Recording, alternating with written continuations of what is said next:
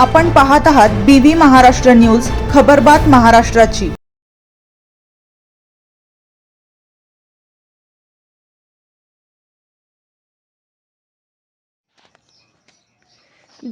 बलिदान दिनानिमित्त स्वराज्य रक्षक छत्रपती संभाजी महाराज यांना उमराणे येथे अभिवादन। स्वराज्य रक्षक छत्रपती संभाजीराजे बलिदान दिन जाणता राजा मित्रमंडळ उमराणे व ग्रामस्थांच्या वतीने उमराणे येथे दिनांक 11 मार्च रोजी संपन्न झाला। उमराणे येथील जाणता राजा मित्रमंडळाच्या वतीने उमराणे व परिसरात विविध समाज उपयोगी उपक्रम राबविले जातात।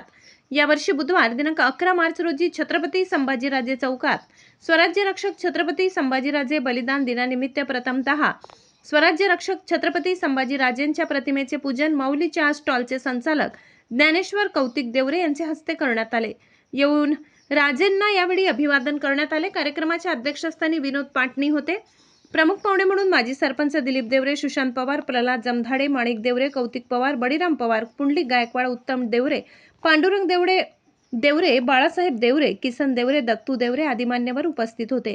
यावेळी मंडळाचे अध्यक्ष नंदन देवरे यांनी प्रास्ताविकात हिंदवी स्वराज्यासाठी स्वराज्य रक्षक छत्रपती संभाजीराजे यांच्या 32 वर्षाच्या कालखंडातील शौर्याची माहिती विशद केली। अध्यक्षीय भाषणात विनोद पाटणी यांनी छत्रपती संभाजीराजे यांनी रयतेसाठी दिलेल्या बलिदानाचा आजच्या युवकांनी आदर्श घ्यावा असे आवाहन केले।